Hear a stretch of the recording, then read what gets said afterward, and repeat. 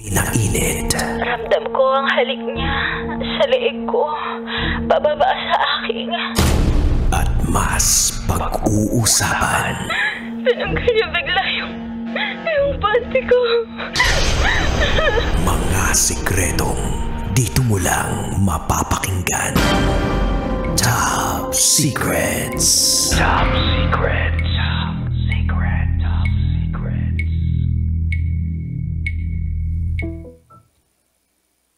Hi Kabisyo, it's me, DJ Rakitera, and welcome to the program Top Secrets. Kung saan pwede kang makapagbahagi ng iyong pinakatatagong sekreto. Ito ang programang hindi ka huhusgahan, bagkus ikaw ay pakikinggan. Ito po ang programa sa radyo na nagpo-promote ng Will Listen and We Don't Judge Culture. At meron na nga po tayong top secret sharer or caller sa kabilang linya. I-welcome na po natin siya. Magandang gabi. Hi po, DJ Rocky. Good evening. Good evening po. Ano pong pwede namin itawag sa'yo? Jelay na lang po. Jelay, ilang taon ka na? 20 po. 20 years old. Sang lupalop ka naman galing, Jelay? Sa Pasig. Saan? Pasig po. Pasig. May inaayos ka ba ngayon? Medyo malayo yung boses mo dun sa microphone ng cellphone mo. Hindi naman po. Hindi Ano naman. po ba? Ayan. Tutok mo lang yung bibig mo dun sa microphone ng cellphone mo ha, kasi nawawala-wala ka, parang nag-off mic ka kanina ha. Ay, okay na po ba? Yes, okay na yan. Para mas magkaintindihan tayo kasi kapag nilayo mo yung bibig mo sa mic ng cellphone mo, hindi na tayo masyado magkakaintindihan at hindi maiintindihan ng mga listeners natin yung sitwasyon mo, okay? So, Okay Jelay, 20 years old from Pasig, hindi na ako magpapaligoy-ligoy pa ha. Ano ang top secret mo? Umpisahan ko po muna way back nung 2020 na pariwara ako. Tapos, na barkada po ako sa di magandang barkada. Teenager pa lang ako nun. Minor, in short. Tapos, may nakilala akong guy na kuya-kuya ko siya. Tapos, siya yung takbuhan ko before ng problema ko. Kasi nung nakilala ko po siya, nade-depress ako kasi merong family issue. Mhm. Tapos po, so yun nga, siya yung sinasabihan ko ng problema ko about sa family ko, na sinasabi ko bumabalik yung nakaraan ko. Yung trauma po ba? Trauma po ba sa family? Ito bang Tapos, kuya-kuya mo, ilang taon na to? Gaano kalayo yung agwat ng edad ninyo sa isa't isa? siguro, ngayon po 12 years yung gap namin. Pero before, nung nakilala ko siya, siguro 27 na siya. 27, 28, ganun. Mhm. So parang 12 years yung age gap ninyo. So nung time na nagkakilala kayo, around, ayoko na mag-compute kasi math eh.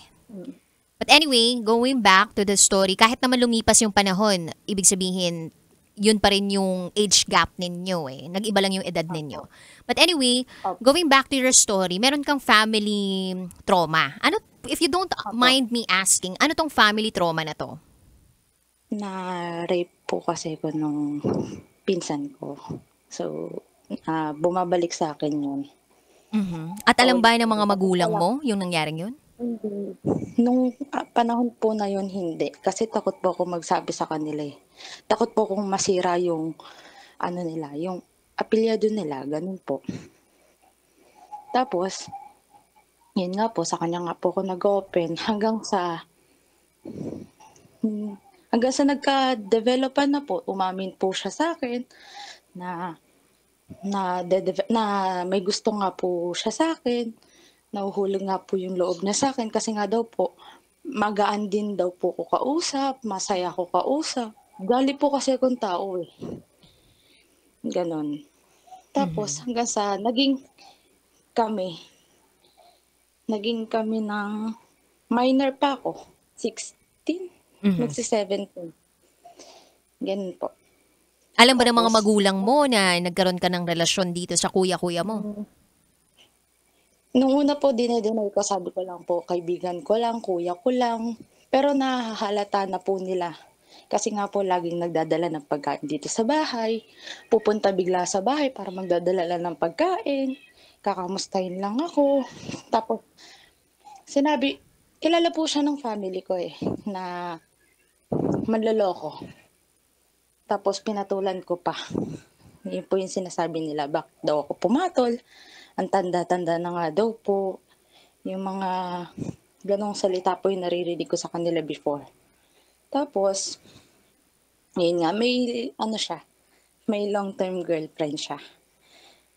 That time, 8 years sila. Alam mo ba sa umpisa pa lang ng pag-uusap ninyo ni kuya-kuya mo na meron siyang girlfriend o lately mo lang nalaman? Later on mo lang nalaman? Alam ko na po, pero lagi niya po kasing sinasabi na malabo na sila. Ang namamagitan na lang sa kanila yung sa pera, na may joint account nga daw po sila. Yun po yung mga sinasabi niya sa akin. Kaya pinush ko siyang maging kami. Ganun po. Mhm. Una pa lang alam ko na may girlfriend siya. May girlfriend siya or something. Pero wala silang anak nun. May una siyang anak, oo. Pero sa ibang girl yun. Mhm. So yung reaction ng parents mo, kumbaga valid naman din yun kasi alam nila yung history ng lalaking to. Kilala sa lugar ninyo na manloloko, ganun ba yun? Opo. Kaya Ganun ayaw po. nila dun sa lalaki. Opo. Opo. Okay. Eventually ba, naging okay din sila dun sa taong napili mo o may nangyari pang iba? Nung una po hindi. Pinaglalayo po kami. Hanggang sa nag-aaral na po ako, nakikita po nila na hatid sundo ako. Naging okay naman po. Parang sa kanya na po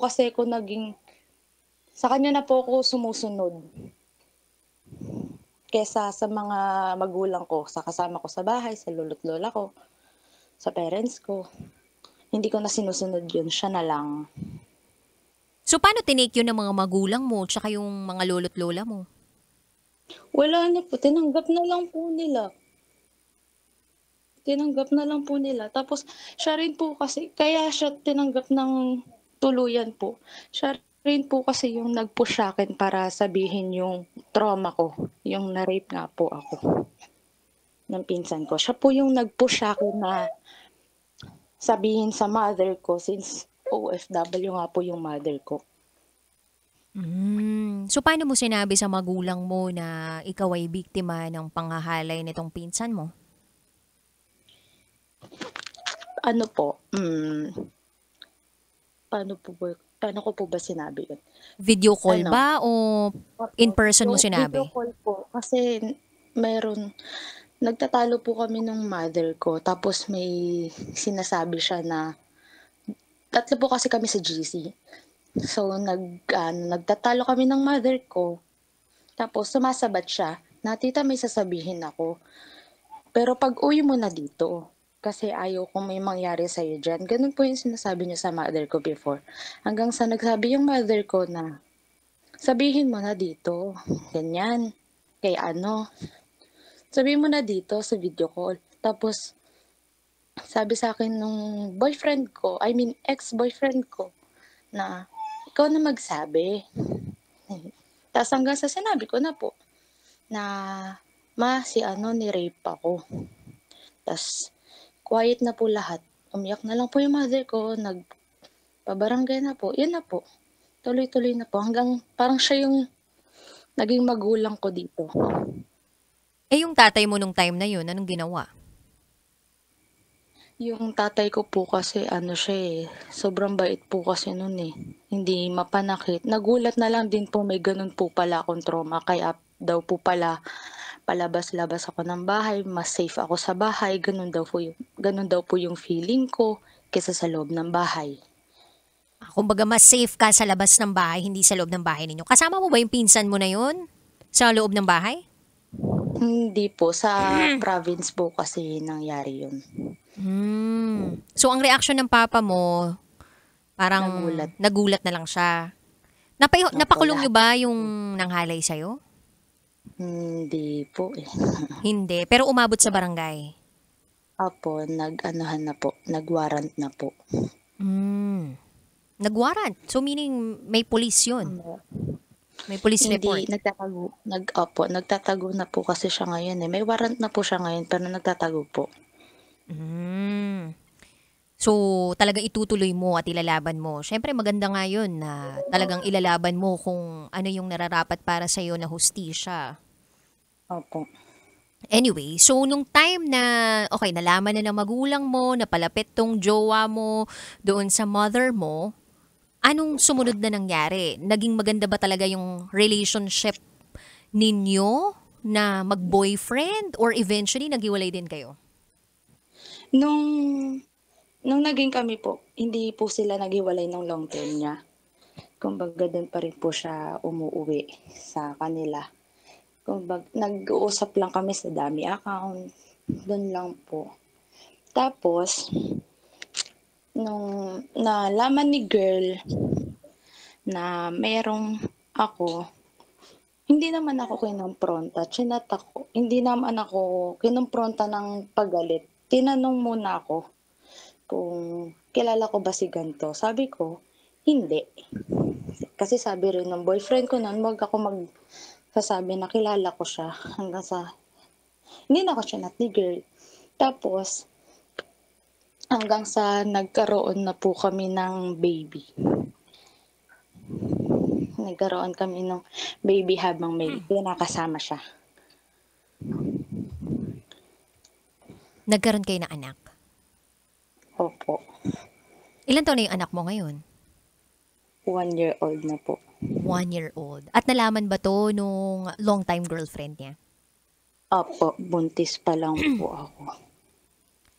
Nung malaman to ng long-time girlfriend niya at nung malaman din to ng boyfriend mo nung time na yun, nakipaghiwalay ba itong boyfriend mo doon sa long-time girlfriend niya? Hindi po. Ano po, nung nalaman po namin ng boyfriend ko that time na buntis ako, gusto niya po na ipableed ko. Pero lagi ko pong sinasabi sa kanya, may kasalanan ako, oo, pero hindi ako ganun kademonyo para idamay kung ano yung nasa sinapupunan ko. Kung gusto mo kong iwan at hindi mo kami pipiliin, okay lang. Pero kung pahihirapan mo ko ng pag-iisipin mo ko, siya na lang piliin mo, wag na ako.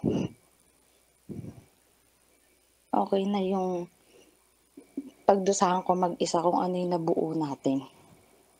Ganun po lagi yung sinasabi ko sa kanya. Kasi parang every week niya po akong tinatanong kung tutuloy mo ba?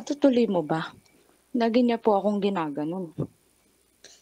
So wala talaga siyang planong panindigan yung bata? Wala siyang planong panindigan kayong dalawa? Opo, wala po. Katunayan nga po sinasabihan niya ako ng kung ano-ano. Buntis na po ako noon. Hindi daw po siya sure sa akin kung sa kanya nga daw po ba yung pinagbubuntis ko. Yung mga ganong salita po ba. Ano naramdaman mo nun? Nandidiri na din po ko sa sarili ko noon eh. Na parang wala naman akong ginagawa. Pero pag naririnig ko yung salita na yun, yung nagsisingkin na lang sa akin na ganito ba talaga akong babae porket may nangyari sa akin sa Pasko. Sa Pasko, ganun na rin ako forever. Ganun po. Tapos 2 months, after 2 months na ano po kasi ko na na-hospital ako, na appendix ako. Kasi nga po nag-aaral ako noon. Lakad-lakad ako, stress pa. Mas stress ako sa kanya kaysa sa schoolworks ko. Nag 50-50 yung buhay namin dalawa. Tapos wala siya. Nagsabi ako sa kanya na sa hospital ako. Nag-reply lang siya sa akin, anong ginagawa mo dyan? Tanga ka kasi. Ano kasi pinagagawa? Lalaki ka sa lalaki. Yung mga ganun salita po. Sinong naging katuwang mo nung time na yun? Sinong tumulong sa'yo? Wala po. Family ko lang. Yung kasama ko lang po sa bahay. Tapos yung classmates ko. Parang sila nga po yung nagbibigay ng mga cravings ko. ko, lahat, mga classmates ko lang. Wala siya. Tapos nung nasa ospital ako, yun nga po sinasabihan niya ako na puro lalaki kasi kasama mo. Malandi ka kasi. Ni, ni mental support, wala po siyang sa akin, sinabi. Puro ganun pa yung mga pinaparatang niya sa akin. Nalalakero nga daw po ako. So, anong sinabi mo sa kanya nung sinasabihan kanya ng ganun? Ano po? Anong reply mo sa kanya nung yun yung mga sinasabi niya sa'yo? Wala po. Sabi ko, okay na. Wag ka na lang wag na lang tayo mag-usap. Kesa ganyanin mo ko ng ganyanin. Sabihan mo ko ng lalakero ko kahit alam mo kung saan ako nagpupunta. Kasi pinapamonitor niya po kasi ko sa kaibigan niya na kasundo niya sa kalokohan eh. Sinasabihan niya na bantayan daw ako. Yung kaibigan niya na po yun, laging sinasabi na lalaki kasama ko. Kahit puro babae naman sila. May lalaki, opo. Pero ilap na po kasi talaga sa lalaki simula nung naging kami.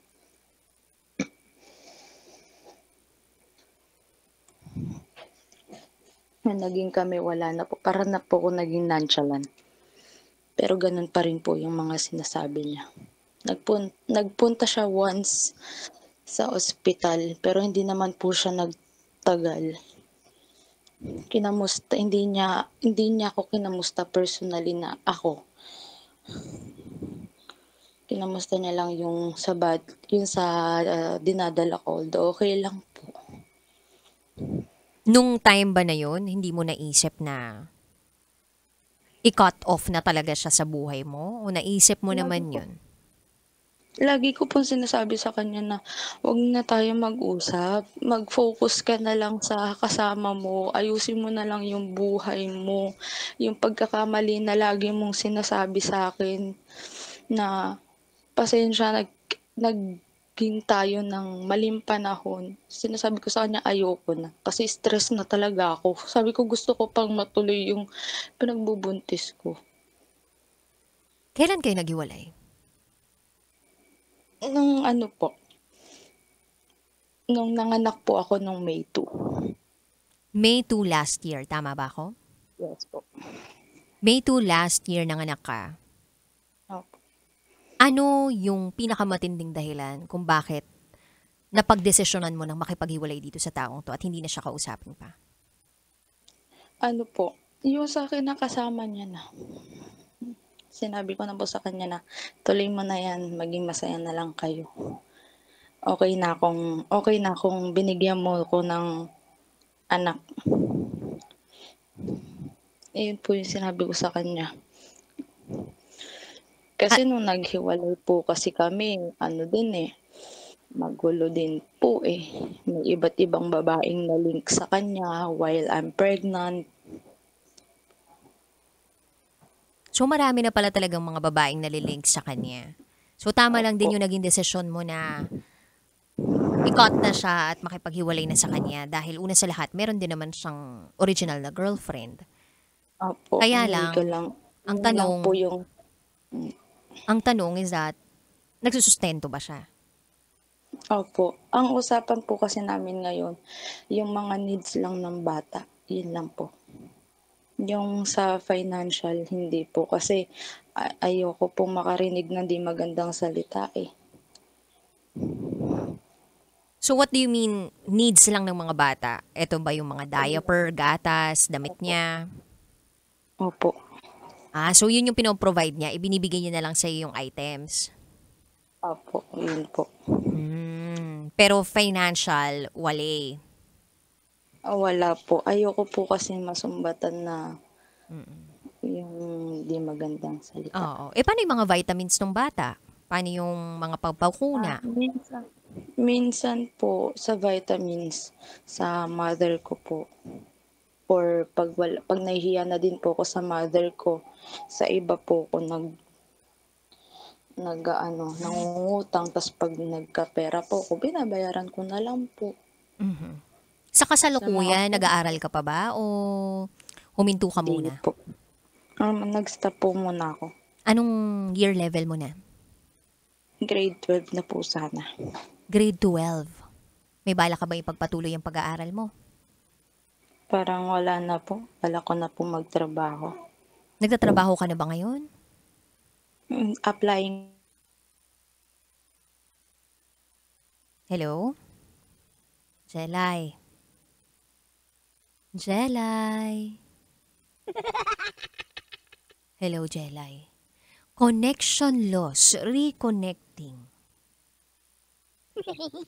Nagre-reconnect po ang koneksyon natin sa internet kay Jelay ng 20 years old from Pasig.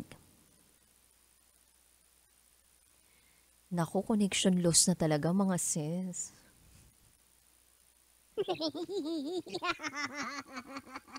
Sana napag-usapan nila kung paano yung pag-aaral ng bata, no?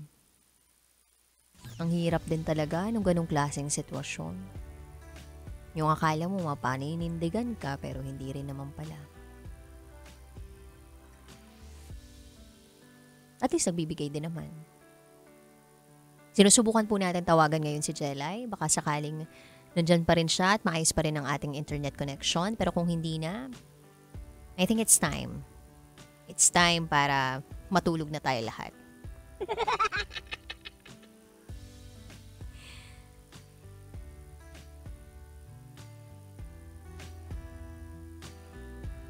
Nako, parang wala na talaga siya. Bye, Jelay. Salamat sa pagtawag mo, ha? Hindi na natin siya talaga ma-reach.